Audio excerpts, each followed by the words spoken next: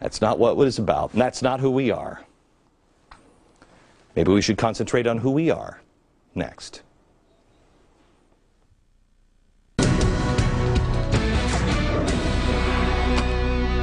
So let's talk a little bit about who we are. Who are we? Well, I think we're a group of people that are tired of being told that we're not smart enough, not educated enough, not big enough to understand. Booker T. Washington in Up From Slavery said, "Success is to be measured not so much by the position that one has reached in life as by the obstacles which he has overcome while trying to succeed." Content of our character.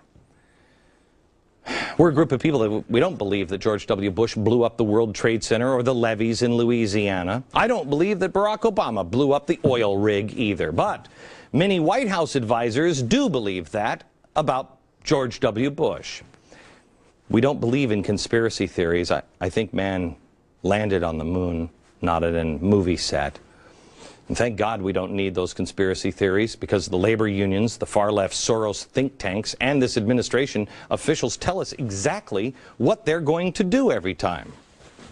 Workers of the world unite.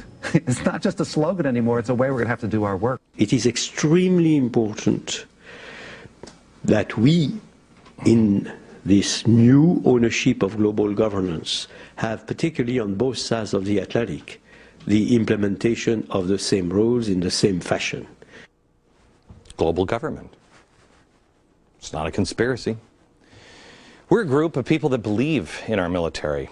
Not once have I ever called them baby killers. Not once have I marched against them. Not once does anybody I know tried Navy SEALs on trumped-up charges. We're a group of people that mourned and not just mentioned the events at Fort Hood. We don't jump to race. We jump to fact. We believe in our police force. We believe in our military. None of the networks are showing you who's responsible for the real violence this weekend.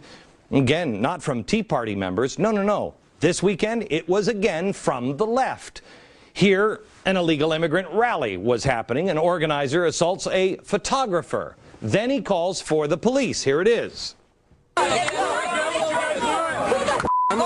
Wait! Police officer! Police officer!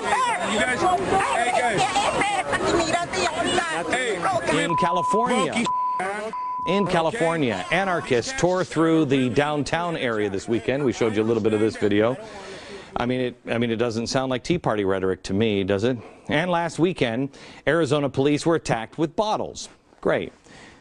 Then this happened this weekend. A sheriff in Arizona had been shot by a drug runner, and yet the cries of racism on the border still raged on with the coordination of union money, and that's when I said, I think I've had enough. They're no longer just saying that you're a racist or I'm a racist. I got it. But now they're attacking our police officers, the people who protect our children every day. Let me tell you about one of these racist police officers in Phoenix. A little 5-year-old girl who had been playing with her sisters outside last Christmas was kidnapped on the playground of her parents' apartment complex while playing with her 2 sisters. The next day, Officer Mike Burns, racist, spotted a truck that matched the description of the perpetrator's vehicle. The truck sped off. Officer Burns gave chase, knowing that if he let it out of his sight, they'll never see the little girl alive again. Thanks to his efforts, 10 minutes later, the police subdued the suspect and the 5-year-old girl was rescued. Is that the same police? Is this the same kind of guy that's now going to stop people just based on the color of their skin? Our police go through incredible sacrifice to protect and serve. There are bad people sometimes in police forces. There are bad people in every business. There's bad people in everything. There are no bad people in Washington. But these are the people in our neighborhoods, on our streets, on our borders, on the front lines every day. Do you put a bulletproof vest on? I don't, but they do. If we don't stand up for our cops, who's going to stand up for us to protect us when we need it? Our cops are being called racist now.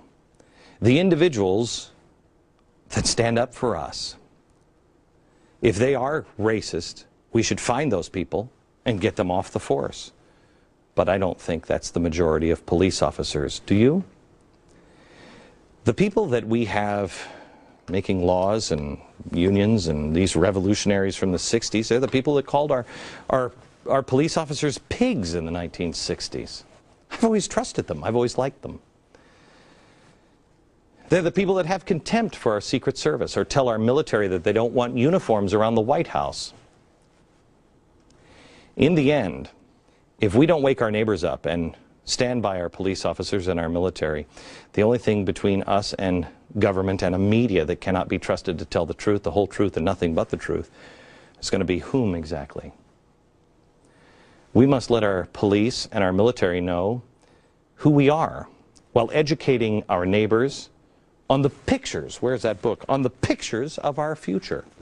So everyone knows, everybody knows exactly what a AstroTurf rally really looks like, who they are, who the guys are that are behind the truck bombs and the Molotov cocktails over in Europe and why they're doing it. We're not the people the media and the politicians are trying to make us out to be. We're Americans. And we don't like a big government. We like a limited government. We like the Constitution. I'll show you the difference next.